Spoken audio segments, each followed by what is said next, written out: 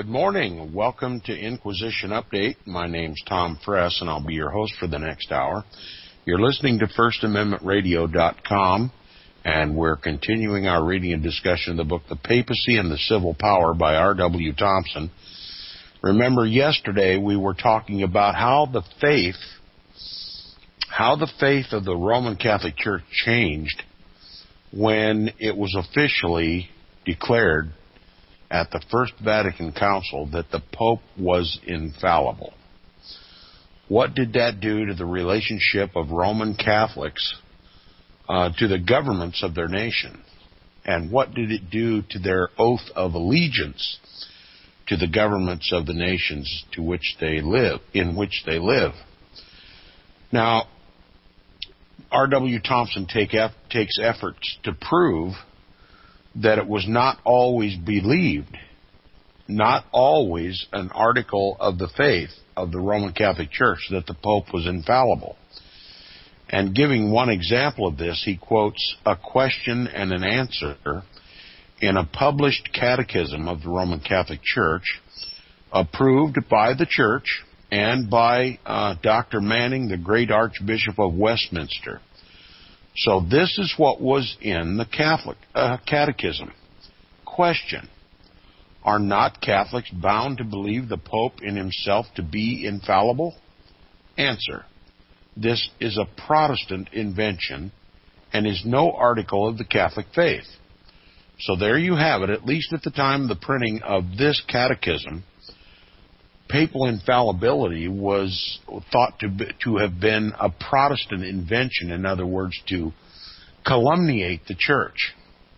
And they repudiated the notion. The Roman Catholic Church in this catechism repudiated the notion that the Pope was infallible. Now, what does that mean about the First Vatican Council? When the Pope was officially, as a matter of dogma of the Church, that the Pope is infallible. Did the faith of the Roman Catholic Church change? And again, what did that do to the relationship between Roman Catholics and the governments of the nations? Now, he continues on page 628, if you're following along the top of the page, and confirmatory of the fact that it was not an article of the faith before the enactment of the dogma to that effect, it is well understood that a considerable number of the bishops petitioned the Pope not to submit to the Council his infallibility as a dogma of the faith. So there was great opposition by many of the bishops who warned the Pope, don't make this an official dogma of the Church because it's going to cause problems. But nonetheless, the Pope submitted to the Jesuits' requirement that the Pope be declared infallible and to consolidate all the power of the Church into one head. And it says, of these who protested were 5 archbishops and 22 bishops of America. So it was a significant number of bishops and archbishops from America who tried to dissuade the Pope from taking this action. Now, there's a note at this particular point in the book, and I'd like to read a portion of it. It says, while the council was in session, Archbishop Purcell of Cincinnati addressed to Archbishop Dupanloup of Orleans, France, a letter wherein he says, quote, the American prelates have especial reason to hesitate upon the question of pontifical infallibility. Listen to this now. Neither Catholics nor Protestants in our country, United States of America, admit that the popes have the right to depose sovereigns. In other words, they don't want the Pope to have the power to overthrow the government of the United States, to release subjects from their oath of allegiance. American Catholics don't want the Pope to have the power to relieve Catholics of their oath of allegiance to the country and to transfer, when they please, the kingdom of one prince to another. Okay? American Roman Catholics do not believe the Pope ought to have the right to transfer one kingdom of the kingdom of one prince to another. In other words, to change the king, to depose a king and to install a new one. He says, our citizens of Irish nativity, in other words, the Irish Roman Catholic immigrants to this country, who are the majority and chief support of the Catholic Church in the United States, will have much difficulty in admitting that Pope Adrian IV, who was an Englishman, was infallible when he gave Ireland to Henry II, King of England. On the other hand, the bulls of the popes upon this subject are so clear and positive that the defenders of papal infallibility in general believe themselves forced to admit the temporal sovereignty of the Pope over the universe. So, while there was much support in this country for papal infallibility, there was also great opposition. And some of that opposition came from Irish Roman Catholics who were still steamed that the Pope just carte blanche gave Ireland to England. Pope Adrian IV just simply signed over, as though it were his ability to do so, to sign over Ireland to England, to Protestant England, without consulting the Irish people. I mean, a nation was simply grafted into the British Empire without any consult of the church or the people of Ireland. The nation was conquered, and there was never a shot fired because the Pope simply signed it over. Excuse me. So there were Irish Roman Catholics in this country that did not believe in the infallibility of the Pope. Certainly they did not hold Pope Adrian IV as infallible for violating their national sovereignty in such a gross way. Now, R.W. Thompson continues, he says, we shall fail to reach correct conclusions upon this subject unless by observing the true distinction between the church as such and the papacy. The former, that is the church, conveys the idea of universality and includes the whole body of membership, the Pope, the cardinals, and all the hierarchy, and the laymen. The latter, that is the Pope, excludes laymen from any participation in the management of church affairs. And if the Pope's infallibility be conceded, places the entire power and authority of the church in his hands without any responsibility either to the church as an organization or to the lay members.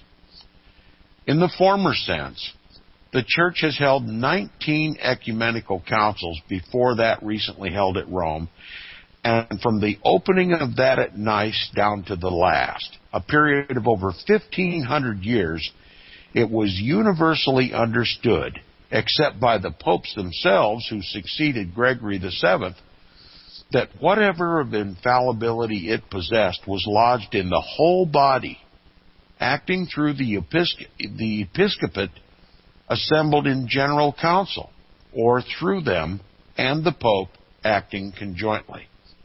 There's nothing in the early church history contrary to this, but everything to confirm it. All the dogmas of faith express this idea in one or the other of these forms. The 7 first councils were almost entirely composed of Greeks and were assembled by the Eastern emperors, not by the bishops of Rome. The aggregate number of bishops attending them at different times, different sessions, was 1,486, and only 26 of all of these were Romans. Okay? So where's the primacy of Rome? Where is the primacy of the popes? In the fact that of all the aggregate numbers of bishops attending the universal councils, the ecumenical councils of the church through that time, was 1,486 bishops, and only 26 of them were Romans. Now, if there had been primacy in the pontiff, primacy in the potentious pontiff, which you'd certainly think he would be better represented than merely 26 in all of the 1,486. That's the point R.W. Thompson's making. He says, now there were only 3 Roman bishops at the Council of Nice, and only 1 in each of the first councils of Constantinople and Ephesus. Only 3 at the Council of Chalcedon, only 6 at the Second Council of Constantinople, only 5 at the Third Council of Constantinople, and only 7 at the time of Nice. The Greeks never admitted the primacy of the Bishop of Rome over the Patriarch of Constantinople. And for those who are not aware, we're talking about the 2 iron legs as prophesied by Daniel, the eastern and the western sect of this iron Roman beast. And they each had independent heads. The Western Roman Empire was ruled by the Pope of Rome, arrogated to himself the prerogative of ruling the West, and the Patriarch of the Orthodox Church in the East, in Constantinople. And now it says, the most they ever agreed to was to concede to him primacy of honor, but not jurisdiction. This was a point of perpetual controversy and disagreement, which continued up to the final schism. Okay? So the Eastern and Western Roman Catholic churches, as I tongue-in-cheek call it, the Catholic Church, East and West, Constantinople and Rome, were constantly fighting. And it was always Rome trying to usurp its authority over the East, over the patriarchs of the Orthodox Church. And they had many other controversies regarding doctrine and regarding the worship of images and idols, but it centered always around the primacy of the Pope, continually trying to usurp its authority over the Eastern churches. And it finally led to a final schism and a division between the East and the West. The East would simply not acknowledge the supremacy of the Roman Pope.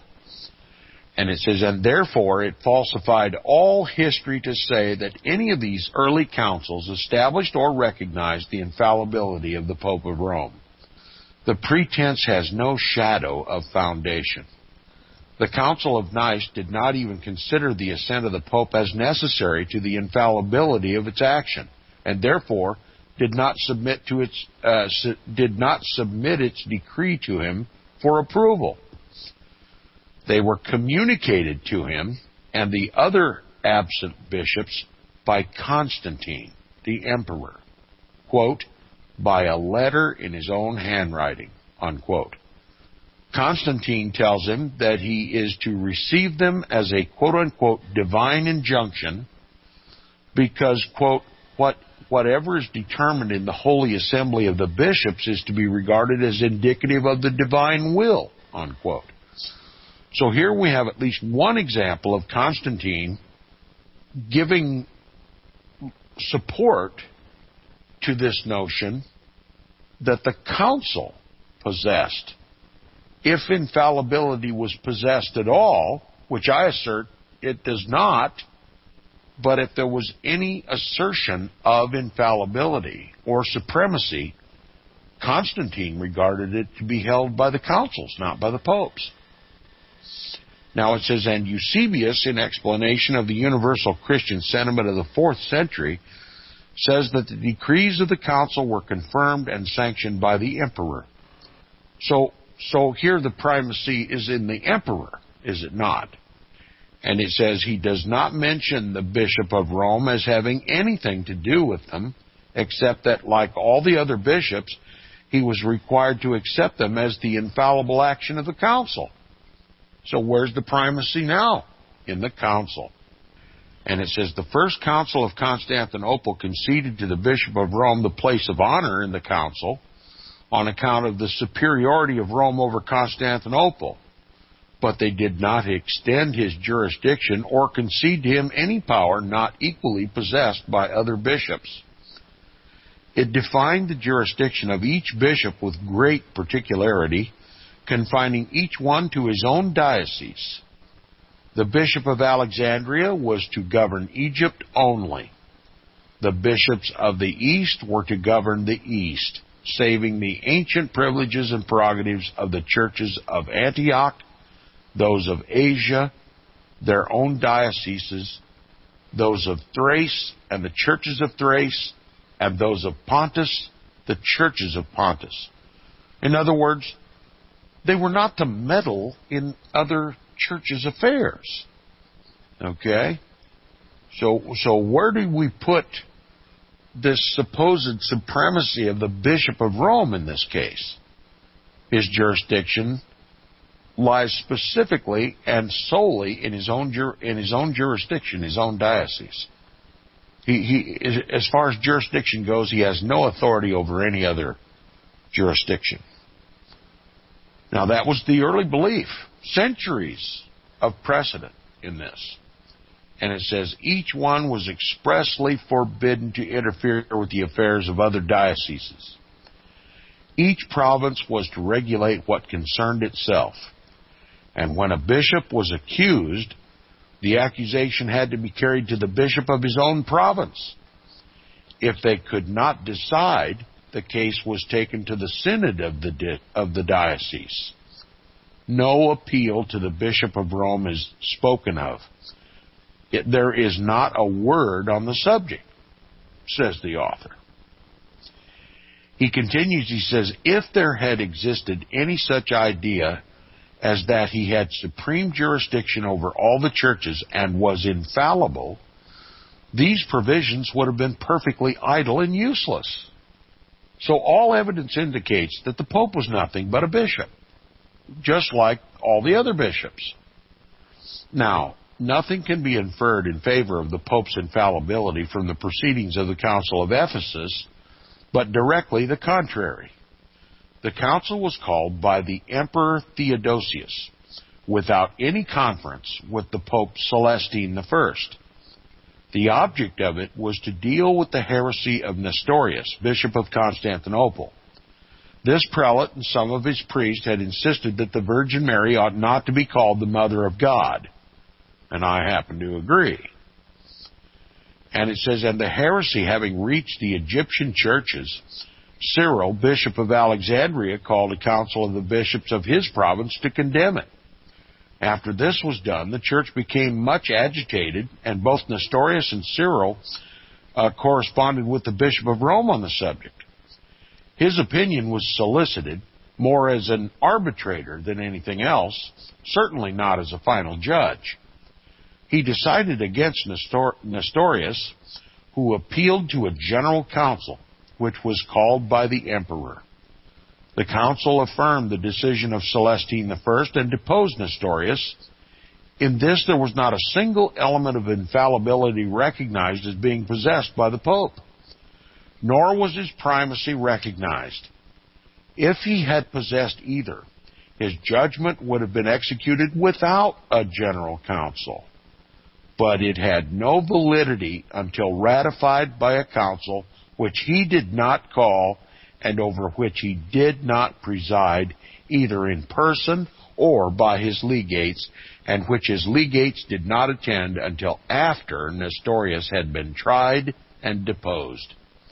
This council reaffirmed what the First of Constantinople had done in reference to jurisdiction by confining the bishops to their own provinces. Now, the Council of Chalcedon gives no more support to papal infallibility than any of the three preceding. Eutyches, a priest and an abbot of the monastery of Constantinople, was found guilty of heresy by a provincial council assembled in that city and excommunicated. He appealed to a general council and wrote to Pope Leo I asking him not to decide the question in dispute between him and his diocesan bishop, but to give his judgment about the point of doctrine alleged to be heretical. Nor did he ask Pope Leo to summon the council. This he solicited from the Emperor Theodosius. It was done by the Emperor, who caused all the bishops, including the Pope, to attend. The Pope did not know of it until after it was summoned, but sent his legates. It was presided over by Dioscorus of Alexandria by order of the Emperor, the chief legate of the Pope having the second place, not the first. And it says, its decision corresponded with that of Pope Leo in reference to the heresy of Eutyches, who had denied the two distinct natures, human and divine, in Christ, and its final result was the enactment of 30 canons. By none of these 30 canons is any jurisdiction conferred upon the Pope which had not already been confirmed by the former councils. On the contrary, by one of them, the 28th, there were expressly conferred upon the Church of Constantinople, quote, the same privileges with old Rome, unquote, and jurisdiction given to it over the dioceses of Pontus, Asia, and Thrace, and the churches, quote, out of the bounds of the emperor, unquote, together with, quote, the right to ordain metropolitans in the provinces of these dioceses, unquote. So there, the jurisdictions are laid out, and the Pope has no primacy, okay? No infallibility, and no primacy over the Eastern churches, over the Patriarch of Constantinople, or over the Emperor, as the popes now claim. And it says, here it will be observed, there's no recognition of the primacy of the Bishop of Rome over the other churches.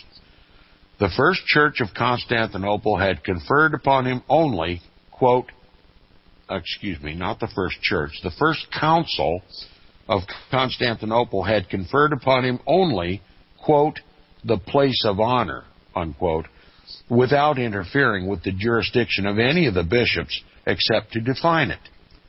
This council leaves that honorary distinction undisturbed, but when it comes to speak of privileges and jurisdiction, places Rome and Constantinople upon a footing of perfect equality, thus absolutely repudiating the idea of the Pope's infallibility or supremacy.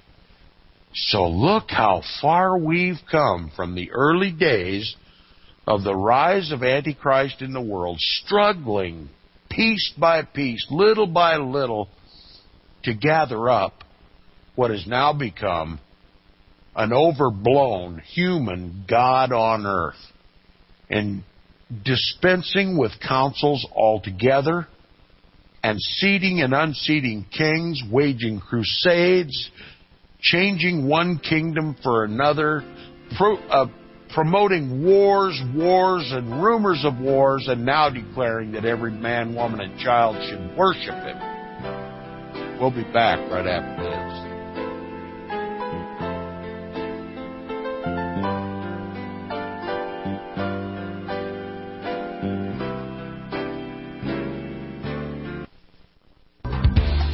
Hear it first on FirstAmendmentRadio.com and FirstAmendmentRadio.net.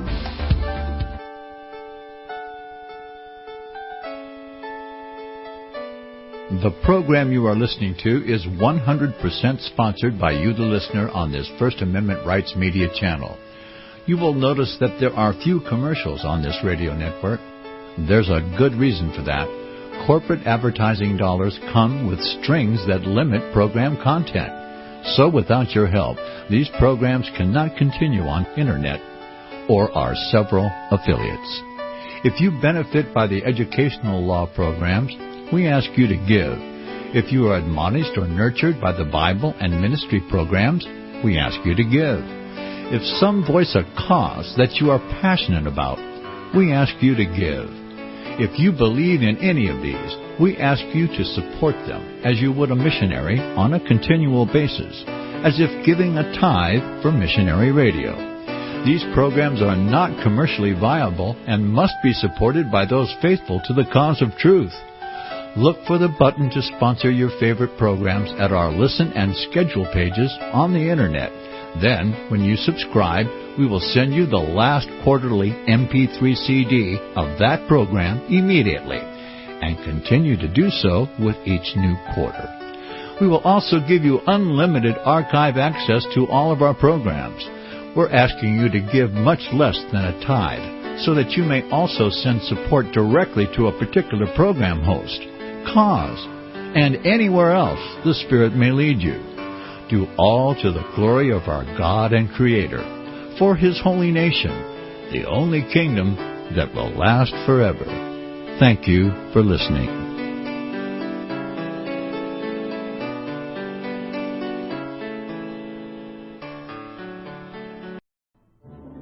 The book of Revelation says, "The spirit of prophecy is the testimony of Jesus Christ." This is at the very heart of FirstAmendmentRadio.com. In that spirit, we have created the Papacy Reality News app for all of your mobile devices, streaming First Amendment Radio 24 hours a day, 7 days a week. Available for your Apple, Android device, and smartphone, absolutely free. Get the Papacy Reality News app installed today, so you can listen to First Amendment Radio wherever you are. The Papacy Reality News app. Get it now.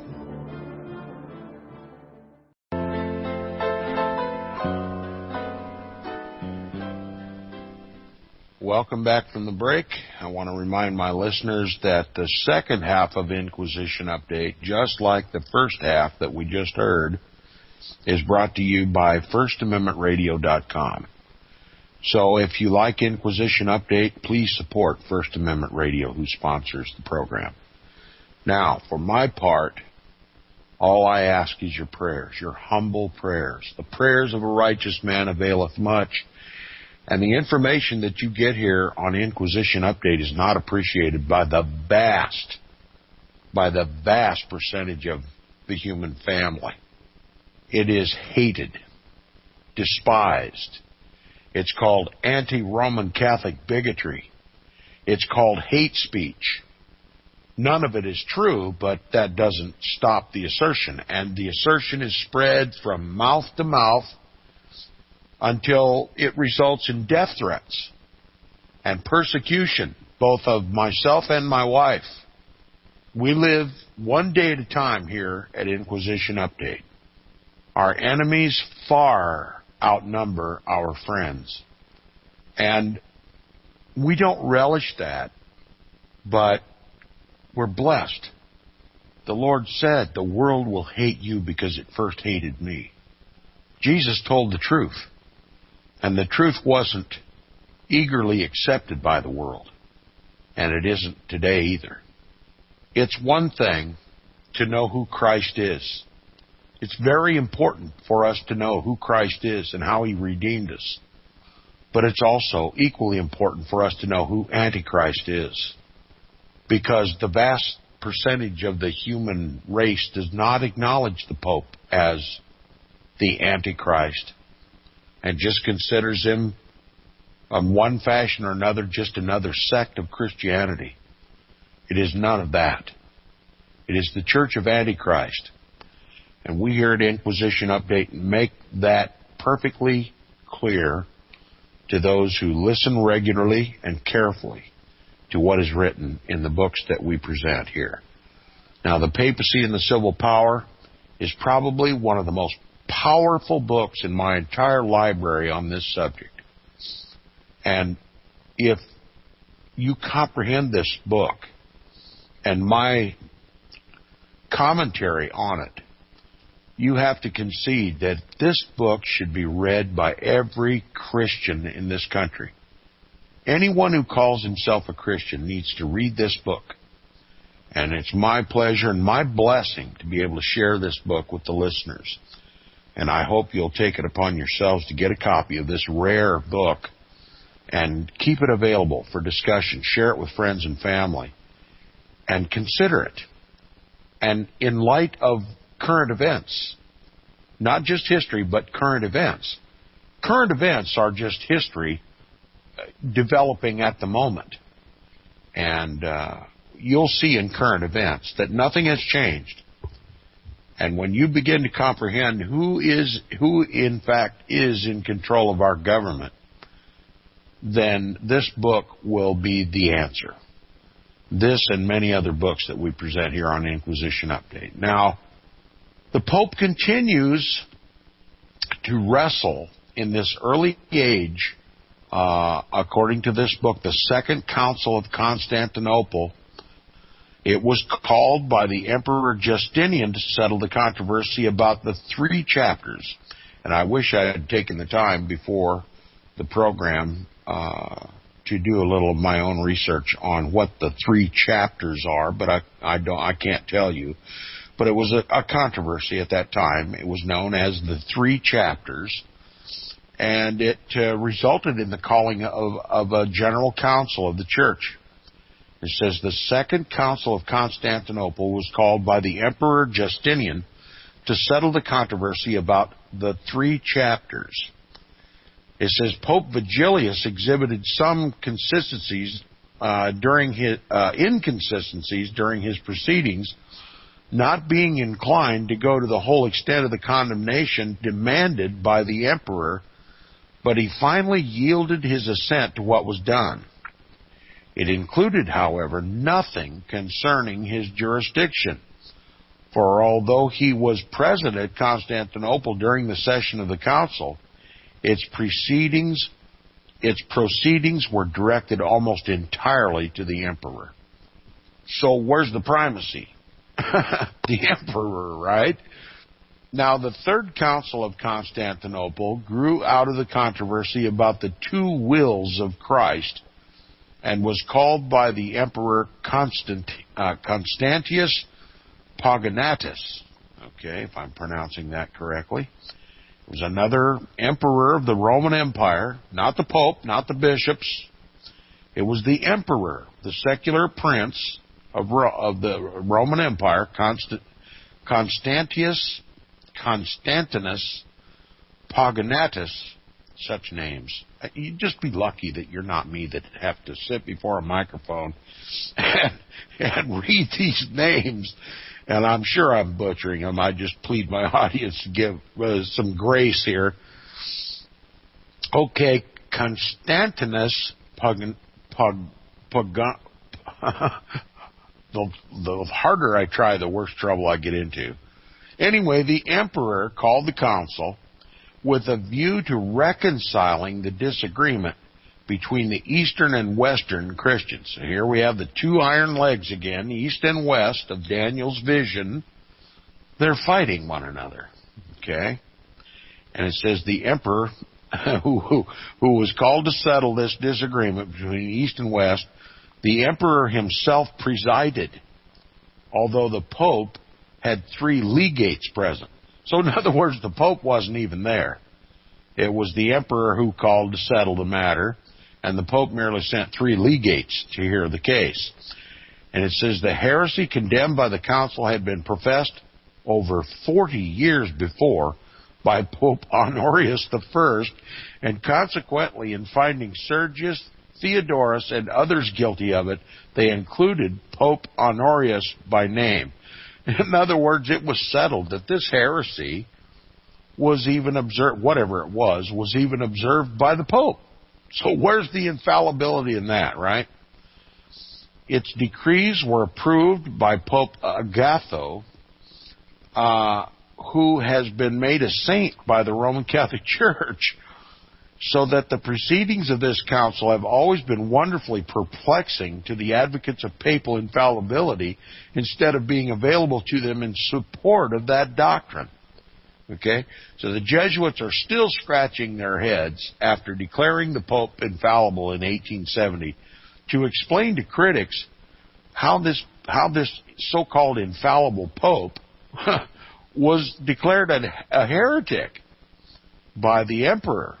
And and obviously by others, and it even has to be conceded by the Jesuits, that papal infallibility is not tenable. Okay? But that doesn't matter.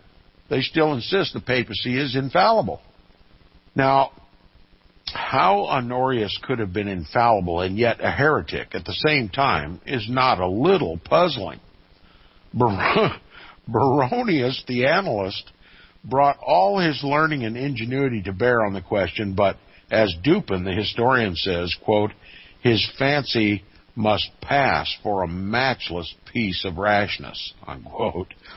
And it says, while the Jesuits have been taxing their ingenuity to escape the effect of this decree of a general council that Pope Honorius was a heretic and its approval by Pope Agatho, the common sense of mankind has long since settled the difficulty by deciding that neither of these popes was infallible. Manifestly, the Third Council of Constantinople thought so. Constantine Copronymus, the emperor, called a council at Constantinople to settle the dispute about the worship of images. Yes, the Church of Antichrist, early in its formation, couldn't decide whether they should bow down and worship images and idols or not. Forgetting the first commandment and the second commandment, they just were ready to kill one another, and did kill one another, over the dispute of whether or not it was a part of the faith that they should make with their own hands images and idols, those of angels and of Christ and of Mary and the saints and yada, yada, yada, and that they ought to bow down and worship them as a part of the faith. And it was afterward removed, and this council was afterward, in other words, they couldn't settle the matter. Okay? So this council was removed, and it was taken up again at the Second Council of Nice. And it says the Pope, Adrian I, sent his legates, to whom he entrusted a letter setting forth the necessity and orthodoxy of image worship, which he traced back, of course, to Peter.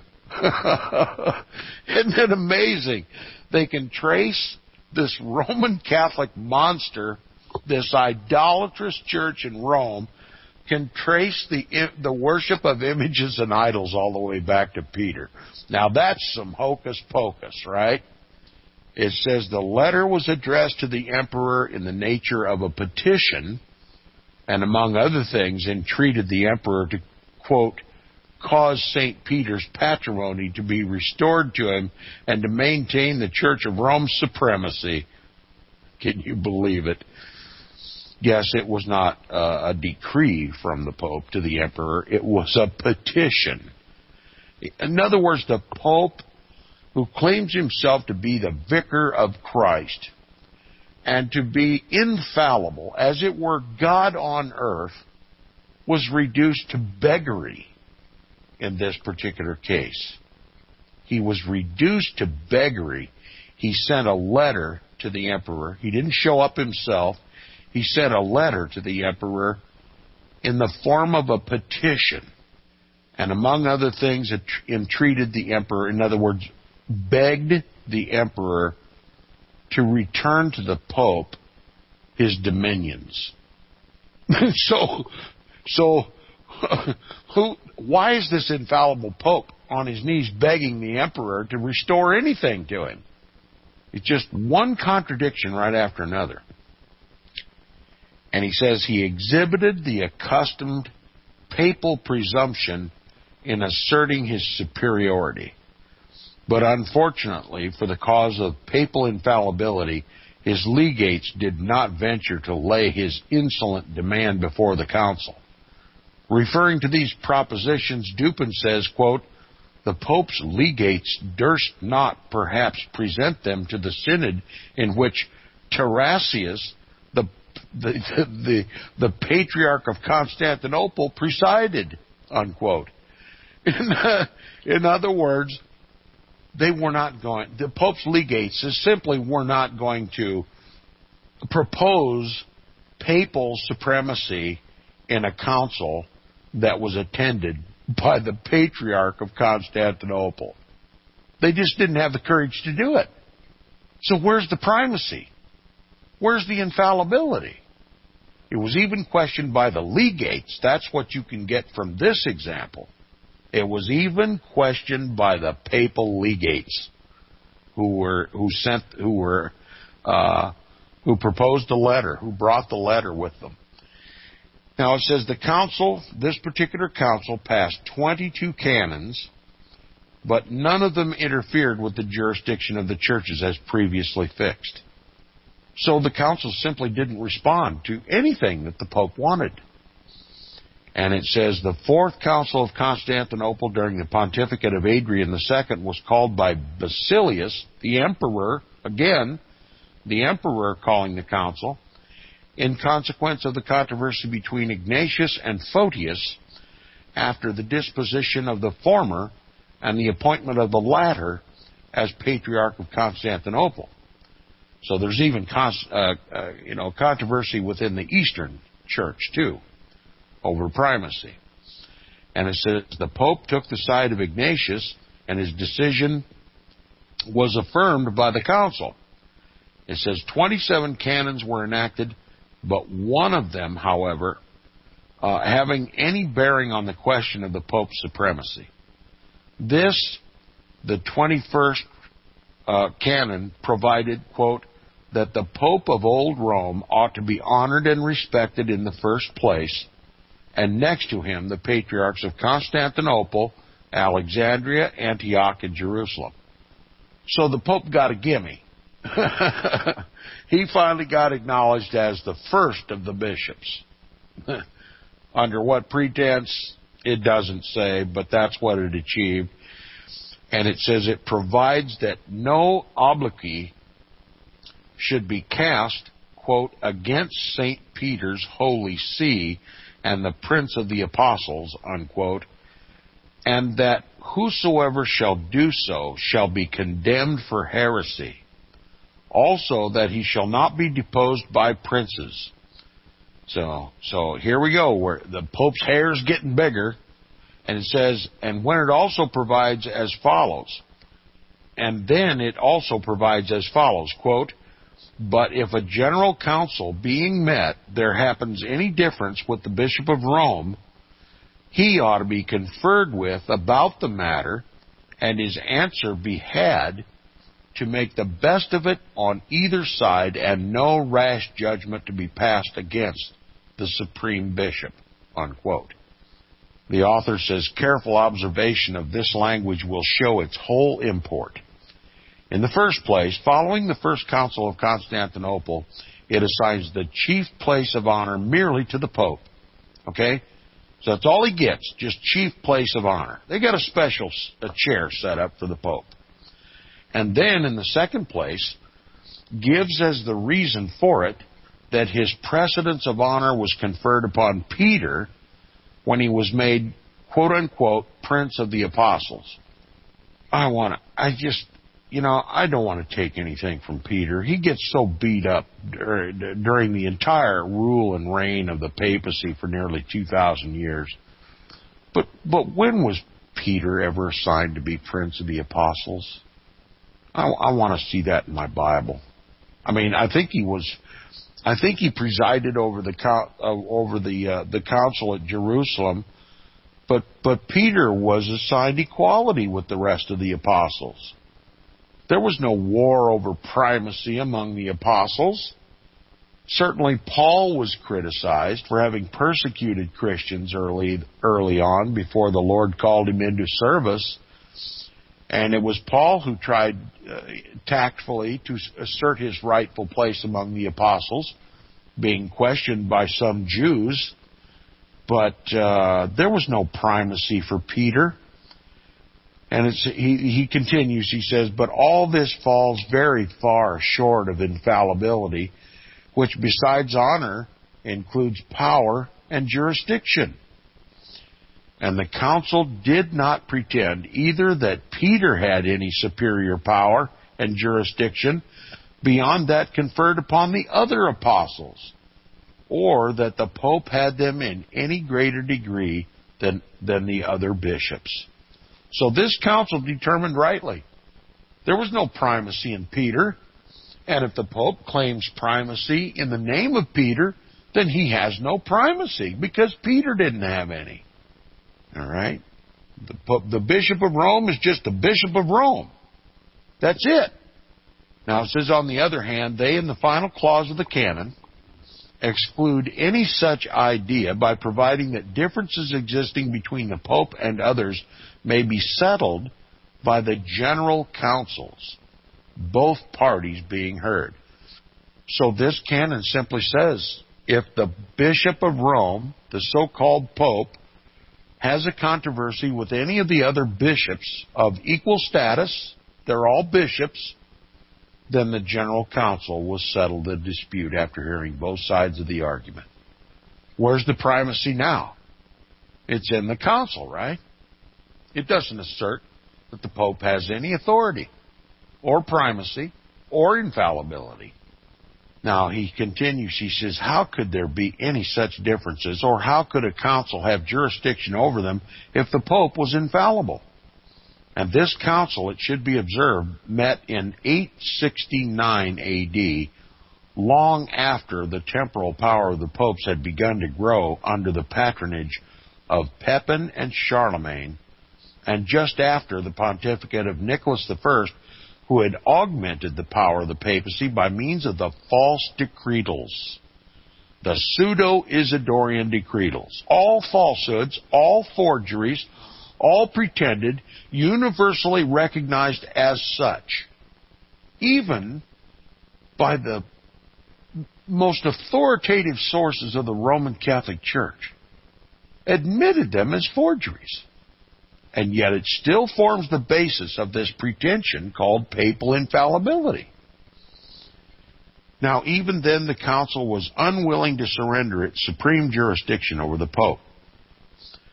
Now, after the close of this council, no other general one was held for nearly 250 years. In the meantime, events of the greatest importance, bearing upon the increase of the papal power, had transpired.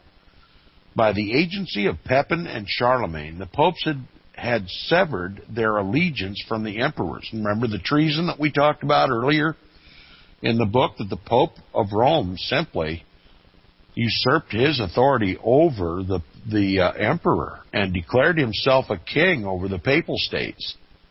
And this was due to an unholy alliance between Pepin and later his son Charlemagne.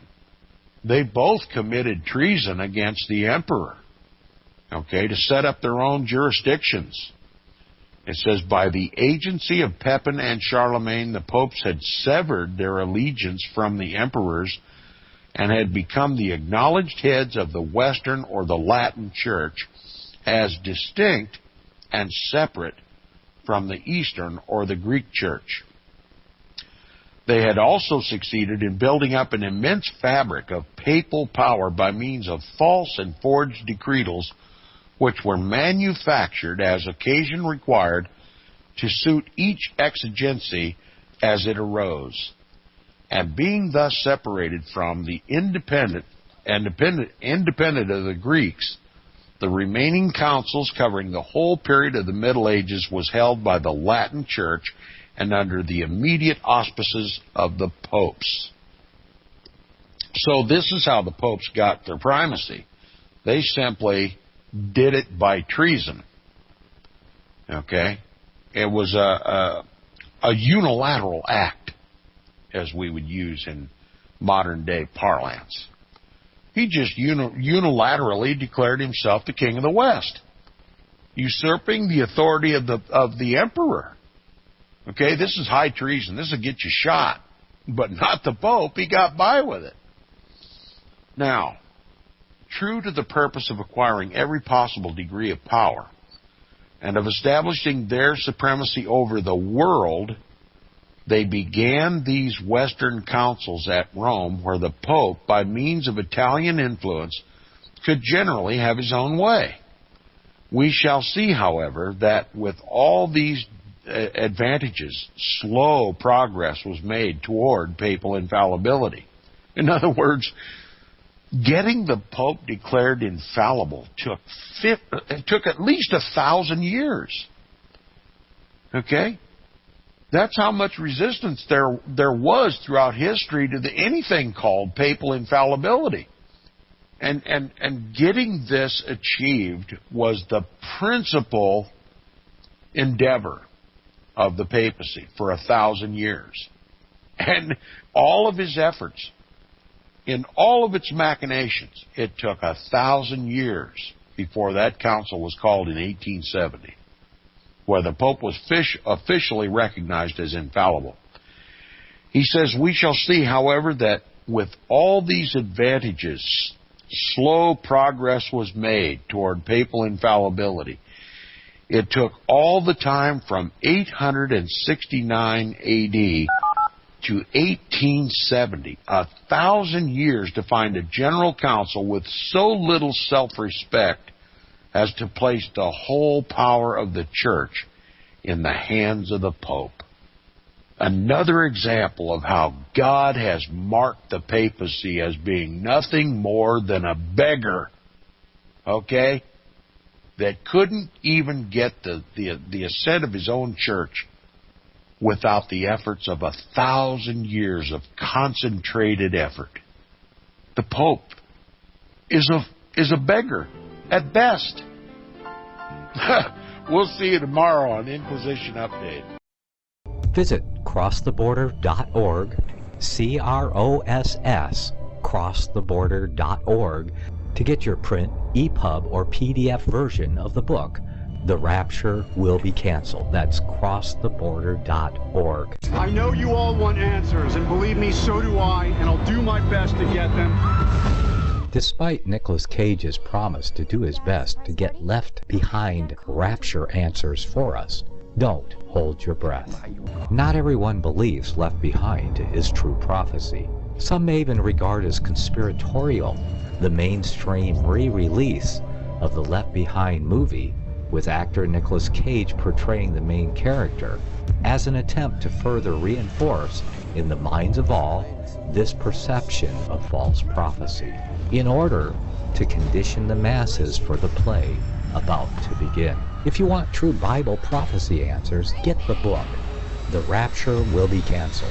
The author exposes the Latin rapture origin, the 7-year tribulation deception, true Bible revelation of Daniel's 70 weeks, the abomination of desolation, the restrainer, America in the Revelation, the image of the beast and the mark of the beast, and the truth about God's chosen people, and so much more about Bible prophecy.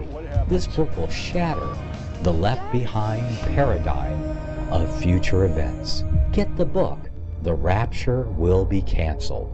Visit crosstheborder.org, CROSS, crosstheborder.org, to get your print, EPUB, or PDF version of the book, The Rapture Will Be Canceled. That's crosstheborder.org.